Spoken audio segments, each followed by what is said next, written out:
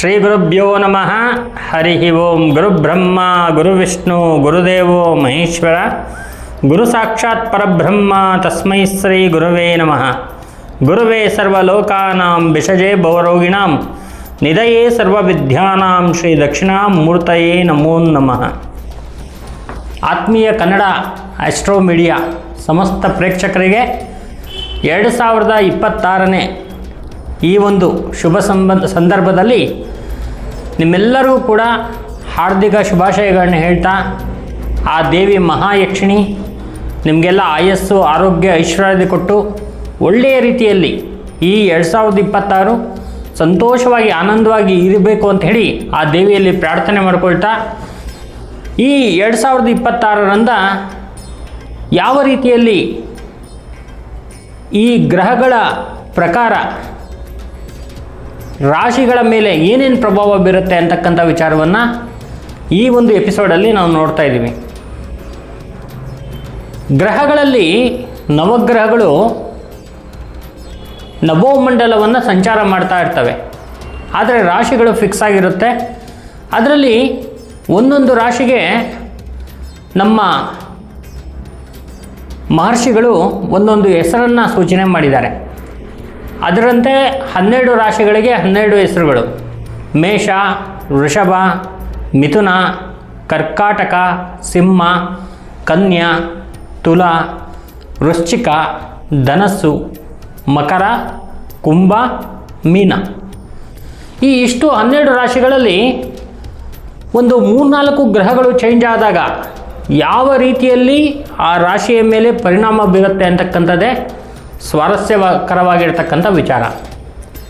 ಈಗ ಮೇಷರಾಶಿಗೆ ನಾವು ಮೊದಲನೇದಾಗಿ ನೋಡ್ತಾ ಇದ್ದೀವಿ. ಮೇಷರಾಶಿ ಮೇಷಲಗ್ನದಲ್ಲಿ ಜನಿಸಿದವರಿಗೆ ಈ 2026ನೇ ಒಂದು ಶುಭ ಸಂದರ್ಭ ಹೇಗಿರುತ್ತೆ ಅಂತಕ್ಕಂಥ ವಿಚಾರ ನೋಡಿ. 2026ಕ್ಕೆ ಏನಾಗುತ್ತಪ್ಪ ಅಂದರೆ, ಗುರು 3ನೇ ಮನೆಯಿಂದ 4ನೇ ಮನೆಗೆ ಪ್ರವೇಶ ಮಾಡ್ತಾನೆ. ಶನೀಶ್ವರ 12ನೇ ಮನೆಗೆ ಶನೀಶ್ವರ ಸ್ಥಿತನಾಗಿರ್ತಾನೆ. ಇನ್ನು ರಾಹುಕೇತುಗಳು ಬದಲಾವಣೆ ಆಗುತ್ತೆ. ರಾಹು ಬಂದು ವಿಶೇಷವಾಗಿ 10ರಿಂದ ಸ್ಥಿತರಾಗ್ತಾರೆ, 11ರಿಂದ 10ನೇ ಮನೆಗೆ ಉಲ್ಟಾ ಬರುವಂಥದ್ದು, ಮತ್ತು ಕೇತುವು 5ರಿಂದ 4ನೇ ಮನೆಗೆ ಬರುವಂಥದ್ದು ಮೇಷರಾಶಿಯವರಿಗೆ ಇರುತ್ತೆ. ಹೀಗೆ ಇರುವಾಗ ಏನೇನು ಮೇಷರಾಶಿಯಲ್ಲಿ ನಾವು ವಿಶೇಷವಾಗಿರ್ತಕ್ಕಂಥ ಶುಭ ಫಲಗಳು ಅಶುಭ ಫಲಗಳನ್ನ ನೋಡ್ಬೋದು ಅಂದರೆ, ಜನವರಿ ತಿಂಗಳಿಂದ ಡಿಸೆಂಬರ್ ತಿಂಗಳು ನಾವು ಏನು ಇಂಗ್ಲೀಷ್ ವರ್ಷ ಅಂಥೇಳಿ ಕರಿತೀವೋ, ಆ 2026 ಜನವರಿ 1ನೇ ತಾರೀಕಿಂದ ಡಿಸೆಂಬರ್ ಎಂಡ್ ತನಕ ಈ ಇಡೀ ವರ್ಷದಲ್ಲಿ ಮೇಷರಾಶಿಯವರಿಗೆ ಅತ್ಯಂತ ಶುಭಕರವಾಗಿರ್ತಕ್ಕಂಥ ಒಂದು ವರ್ಷವಾಗಿರುತ್ತೆ. ಯಾವ ರೀತಿಯಲ್ಲಿ ಅಂತ ಹೇಳಿದ್ರೆ, ವಿಶೇಷವಾಗಿ ವಿದ್ಯಾರ್ಥಿಗಳಿಗೆ ವಿದ್ಯೆಯಲ್ಲಿ ಒಂದಷ್ಟು ಅಭಿವೃದ್ಧಿ ಅನುಕೂಲ ಆಗುವಂಥದ್ದು. ಕೆಲವು ವಿದ್ಯಾರ್ಥಿಗಳಲ್ಲಿ ಬಹಳ ಒಂದು ಸೋಮಾರಿತನ ಇದ್ದರೆ ಆ ಸೋಮಾರಿತನಗಳೆಲ್ಲ ಹೋಗಿ ಅವರು ಚುರುಕಾಗಿ ಒಂದು ವಿದ್ಯೆಯಲ್ಲಿ ಮುಂದೆ ಬರುವಂಥದ್ದು. ವಿದ್ಯಾರ್ಥಿಗಳು ಹೈಯರ್ ಸ್ಟಡೀಸ್ ಮಾಡೋಕ್ಕೆ ವಿದೇಶಕ್ಕೆ ಪ್ರವಾಸ ಮಾಡುವಂಥದ್ದು. ಈ ಎಲ್ಲ ಯೋಗಗಳು ಕೂಡ 2026ರಲ್ಲಿ ಬರುತ್ತೆ. ಇನ್ನು 26ರಲ್ಲಿ ವಿಶೇಷವಾಗಿ ವ್ಯಾಪಾರಸ್ಥರಿಗೆ ಬಹಳ ಶುಭವಾಗಿರ್ತಕ್ಕಂಥ ವರ್ಷ. ವ್ಯಾಪಾರಸ್ಥರಿಗೆ ಜೀವನದಲ್ಲಿ ಅಭಿವೃದ್ಧಿ ಅನುಕೂಲ ಆಗುವಂತಹ ಒಂದು ಶುಭ ವರ್ಷ ಈ 2026. ಈ 2026ರಲ್ಲಿ ಏನು ವ್ಯಾಪಾರದಲ್ಲಿ ಅಭಿವೃದ್ಧಿ ಅಂತ ಹೇಳಿದ್ರೆ, ನಿಮ್ಮ ವ್ಯಾಪಾರ ಈ 2025 ಸೆಪ್ಟೆಂಬರ್ ನಂತರ ಒಂದು ರೀತಿಯಲ್ಲಿ ಸ್ವಲ್ಪ ಕೆಳಗೆ ಇಳಿತಾ ಇದೆ ಅಂತಕ್ಕಂಥ ಸಂದರ್ಭದಲ್ಲಿ, ಯಾವಾಗ ಈ 2025 ಮುಗಿದು ಈ ಜನವರಿ ಸಂಕ್ರಾಂತಿಯ ನಂತರ ವ್ಯಾಪಾರದಲ್ಲಿ ಬದಲಾವಣೆಗಳಾಗುತ್ತೆ, ಒಂದು ಉನ್ನತ ಮಟ್ಟಕ್ಕೆ ಹೋಗುವಂತಹ ಒಂದು ಶುಭ ಯೋಗ ಬರುತ್ತೆ.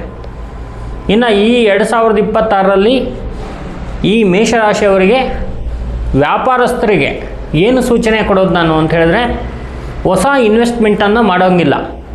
ತುಂಬ ಹೈ ಅಮೌಂಟ್ ಇರೋವಂಥದ್ದು, ತುಂಬ ದೊಡ್ಡ ದೊಡ್ಡ ವ್ಯವಹಾರಗಳಿಗೆ ಕೈ ಹಾಕುವಂಥದ್ದು ಮಾಡೋಂಗಿಲ್ಲ. ಇರುವಂತಹ ವ್ಯವಹಾರಗಳಲ್ಲಿ ನೀವು ಆದಷ್ಟು ಕೂಡ ಹುಷಾರಾಗಿ ಮುಂದುವರೆದು ಹೋದರೆ ಬಹಳ ಅಭಿವೃದ್ಧಿಯನ್ನು ಕಾಣುವಂತಹ ವರ್ಷ ಈ 2026 ಆಗಿರುತ್ತೆ. ಇನ್ನು ಕೆಲಸದಲ್ಲಿರುವಂಥವರಿಗೆ, ಜಾಬ್ ಮಾಡ್ತಾ ಇರ್ತಕ್ಕಂಥವ್ರಿಗೆ ಸ್ವಲ್ಪ ಕಿರಿಕಿರಿಗಳಾಗುವಂಥದ್ದು, ತಮ್ಮ ಏನು ಕೊಲೀಗ್ಸ್ ಇರ್ತಾರೆ ಅವರಿಂದ ಜಾಸ್ತಿ ಕಿರಿಕಿರಿ ಬರುವಂಥದ್ದು, ಬಾಸಿಂದ ಜಾಸ್ತಿ ಪ್ರೆಷರ್ ಬರುವಂಥದ್ದು ಇವೆಲ್ಲವೂ ಇರುತ್ತೆ. ಹಾಗಾಗಿ ಈ ರಾಶಿಯ ಕೊನೆ ಭಾಗದಲ್ಲಿ ನಾನು ಏನು ಪರಿಹಾರವನ್ನು ಹೇಳ್ತೀನೋ ಆ ಪರಿಹಾರವನ್ನು ಮಾಡ್ಕೋಬೇಕಾಗತ್ತೆ. ಇನ್ನು ಈ ರಾಶಿಯಲ್ಲಿ ಹುಟ್ಟಿರ್ತಕ್ಕಂಥ ಹೆಣ್ಣು ಮಕ್ಕಳಿಗೆ ವಿಶೇಷವಾಗಿರ್ತಕ್ಕಂಥ ಧನಯೋಗದ ಒಂದು ವರ್ಷವಾಗಿರುತ್ತೆ. ಅಕಸ್ಮಾತಾಗಿ ಯಾವುದೋ ಒಂದು ಪಿತ್ರಾರ್ಜಿತ ಆಸ್ತಿನೋ ಅಥವಾ ಗಂಡನ ಹಿಂದಿನ ತಲೆಮಾರುಗಳಲ್ಲಿರ್ತಕ್ಕಂಥ ಆಸ್ತಿ ಗಂಡನಿಗೆ ಬಂದು ಅದರಿಂದ ಅನುಕೂಲವಾಗುವಂಥದ್ದು, ಅಥವಾ ತಾವು ಒಂದು ಹೊಸ ಪ್ರಾಪರ್ಟಿಯನ್ನು ತಗೊಳ್ಳುವಂಥದ್ದು, ಈ ಥರ ವಿಶೇಷವಾಗಿರ್ತಕ್ಕಂಥ ಆಸ್ತಿ ವಿಚಾರದಲ್ಲಿ ಬಹಳ ಒಂದು ಅನುಕೂಲಗಳು ಈ 2026ರಲ್ಲಿ ಇದೆ. ಇನ್ನು ಓವರಾಲ್ ಆಗಿ ಈ ರಾಶಿಯವರ ಒಂದು ಆರೋಗ್ಯ ಸ್ಥಿತಿ ಹೇಗಿರುತ್ತೆ ಅಂದರೆ ಮಧ್ಯಮ ಸ್ಥಿತಿ ಇರುತ್ತೆ. ಯಾವುದೇ ರೀತಿಯಾಗಿರ್ತಕ್ಕಂಥ ದೊಡ್ಡ ದೊಡ್ಡ ಕಾಯಿಲೆಗಳಾಗಲಿ ಅಥವಾ ದೊಡ್ಡ ದೊಡ್ಡ ತೊಂದರೆಗಳಾಗಲಿ ಬರುವಂತಹ ಸಾಧ್ಯತೆಗಳು ಇರೋದಿಲ್ಲ. ಈಗಾಗಲೇ ಯಾವುದಾದ್ರೂ ಕಾಯಿಲೆ ಇದ್ದರೂ ಕೂಡ ಆ ಕಾಯಿಲೆ ನಿಯಂತ್ರಣಕ್ಕೆ ಬರುವಂತಹ ಒಂದು ಒಳ್ಳೆಯ ಶುಭವಾಗಿರ್ತಕ್ಕಂಥ ವರ್ಷ ಈ 2026 ಆಗಿರುತ್ತೆ. ನೀವು ಏನು ಮಾಡಬೇಕಪ್ಪ ಅಂತ ಹೇಳಿದ್ರೆ ಈ 2026ರಲ್ಲಿ ವಿಶೇಷವಾಗಿ ಆರೋಗ್ಯಕ್ಕೆ ಅಂಥೇಳಿ ಧನ್ವಂತರಿ ಮಹಾಮಂತ್ರ 10,800 ಧನ್ವಂತರಿ ಮಹಾಮಂತ್ರವನ್ನು ಬುಧವಾರದ ದಿನ ಜಪ ಮಾಡ್ಕೊಳ್ಳೋದು ಮೇಷರಾಶಿ ಮೇಷಲಗ್ನದವರು. ಅದರಿಂದ ನಿಮ್ಮ ಒಂದು ರಾಶಿಯಲ್ಲಿ ಜನಿಸಿರ್ತಕ್ಕಂಥವ್ರಿಗೆ ಆರೋಗ್ಯದಲ್ಲಿ ಇನ್ನಷ್ಟು ಸುಧಾರಣೆಗಳು ಕಂಡುಬರುತ್ತೆ. ಜೊತೆಗೇನಪ್ಪ ಅಂತ ಹೇಳಿದ್ರೆ ಈ ಎಣ್ಣೆಯಲ್ಲಿ ಕರೆದಿರ್ತಕ್ಕಂಥ ಪದಾರ್ಥಗಳಾಗಲಿ, ಈ ಮೈದಾದಿಂದ ಮಾಡಿರುವಂಥ ಪದಾರ್ಥಗಳಾಗಲಿ, ಅಥವಾ ಬಹಳ ತಣ್ಣಗಿರುವಂತಹ ಈ ಐಸ್ ಕ್ರೀಮ್ಸ್ ಆಗಲಿ, ಜ್ಯೂಸ್ ಆಗಲಿ, ಇವೆಲ್ಲ ಕುಡಿಬೇಕಾದ್ರೆ ಭಾರಿ ಹುಷಾರಾಗಿ ನೀವು ಅದನ್ನು ಸೇವಿಸಬೇಕು. ಇಲ್ಲ ಅಂದರೆ ಹೊಟ್ಟೆಗೆ ಸಂಬಂಧಪಟ್ಟಿರ್ತಕ್ಕಂಥ ಸಮಸ್ಯೆಗಳು ಬರುವಂಥ ಸಾಧ್ಯತೆ ಇದೆ. ಆದರೆ ಅದು ನಿಮ್ಮ ಕೈಲಿದೆ. ನೀವು ಕರೆಕ್ಟಾಗಿ ಆಹಾರವನ್ನು ಸೇರಿಸಿದಾಗ ನಿಮಗೆ ಯಾವುದೇ ರೀತಿಯಾಗಿರ್ತಕ್ಕಂಥ ತೊಂದರೆಗಳು ಬರೋದಿಲ್ಲ. ಇನ್ನು ನಿಮ್ಮ ಭಾಗ್ಯೋದಯದ ಒಂದು ತಿಂಗಳು ಯಾವುದು ಅಂದರೆ ಈ ವರ್ಷ 2026ರಲ್ಲಿ ಮಾರ್ಚಿಂದ ಪ್ರಾರಂಭ ಆಗುತ್ತೆ. ವಿಶೇಷವಾಗಿರ್ತಕ್ಕಂಥ ಹಣದ ಸುರಿಮಳೆ ಆಗುವಂಥದ್ದು ಬಹಳ ವಿಶೇಷವಾಗಿರ್ತಕ್ಕಂಥ ಯೋಗ ಇದು. ಈ ಯೋಗದಲ್ಲಿ ನಿಮಗೆ ಒಂದಷ್ಟು ಅನುಕೂಲ ಅಭಿವೃದ್ಧಿಗಳಾಗುವಂತಹ ಒಂದು ಸಾಧ್ಯತೆ ಇದೆ. ಹಾಗಾಗಿ ಮೇಷರಾಶಿಯವರು ಹಣಕ್ಕೆ ಸಂಬಂಧಪಟ್ಟಂಗೆ, ಧನಕ್ಕೆ ಸಂಬಂಧಪಟ್ಟಂಗೆ ಮಹಾಲಕ್ಷ್ಮಿಯ ಸ್ಮರಣೆಯನ್ನು ಮಾಡುವಂಥದ್ದು, ಮಹಾಲಕ್ಷ್ಮಿಯ ಜಪವನ್ನು ಮಾಡುವಂಥದ್ದು, ಮತ್ತು ಹಣವನ್ನು ಹುಷಾರಾಗಿ ಕಾಪಾಡಿಕೊಳ್ಳುವಂಥದ್ದು. ಯಾವುದ್ಯಾವುದಕ್ಕೂ ಇನ್ವೆಸ್ಟ್ ಮಾಡೋದು, 1 to ಡಬಲ್ ಮಾಡಿಕೊಡ್ತೀನಿ ಅಂತ ಹೇಳಿದ್ರೆ ಅದಕ್ಕೆ ಇವಾಗೆಲ್ಲ ಆನ್ಲೈನೆಲ್ಲ ಫ್ರಾಡ್ಗಳು ಬಂದಿದೆ. ಅದರಿಂದೆಲ್ಲ ಹುಷಾರಾಗಿದ್ದರೆ ನಿಮ್ಮ ಜೀವನದಲ್ಲಿ ಈ ಒಂದು ವರ್ಷದಲ್ಲಿ ಬಹಳ ನೀವು ಹಣವನ್ನು ಸಂಪಾದನೆ ಮಾಡ್ತೀರಾ, ಉಳಿಸ್ಕೊಳ್ತೀರಾ. ಮುಂದೆ ನಿಮಗೆ ಅದು ಫ್ಯೂಚರಲ್ಲಿ ತುಂಬ ಅನುಕೂಲ ಮಾಡಿಕೊಡುತ್ತೆ. ಇದು 2026ನೇ ಒಂದು ಇಸ್ವಿಯ ಅಶ್ವಿನಿ ಭರಣಿ ಕೃತಿಕಾ 1ನೇ ಪಾದದಲ್ಲಿ ಹುಟ್ಟಿರ್ತಕ್ಕಂಥ ಮೇಷರಾಶಿಯವರಿಗೆ ಈ ಎಲ್ಲ ವಿಷಯಗಳು ಅಪ್ಲೈ ಆಗುತ್ತೆ. ಹಾಗಾಗಿ ಮಹಾಲಕ್ಷ್ಮಿಯ ಒಂದು ಜಪವನ್ನು ಮಾಡುವಂಥದ್ದು, ಧನ್ವಂತರಿಯ ಒಂದು ಜಪವನ್ನು ಮಾಡುವಂಥದ್ದು ಬಹಳ ಇಂಪಾರ್ಟೆಂಟ್ ಆಗಿರುತ್ತೆ. ಅದರ ಜೊತೆಗೆ ನಿಮಗೆ ಈ ವರ್ಷ ಶುಭ ಸಂಖ್ಯೆ ಯಾವುದು ಅಂದರೆ 5ನೇ ಸಂಖ್ಯೆ, 9ನೇ ಸಂಖ್ಯೆ, ಇದೆರಡೂ ಕೂಡ ಬಹಳ ಶುಭ ಸಂಖ್ಯೆಗಳು.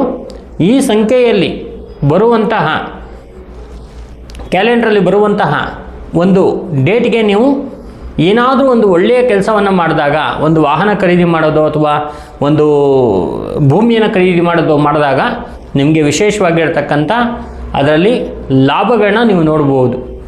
ಇದು ಬಹಳ ಒಂದು ವಿಶೇಷವಾಗಿರ್ತಕ್ಕಂಥ ವರ್ಷ. ಆದ್ದರಿಂದ ಶಿವನ ಸ್ಮರಣೆ ಸದಾಕಾಲ ಇರಲಿ.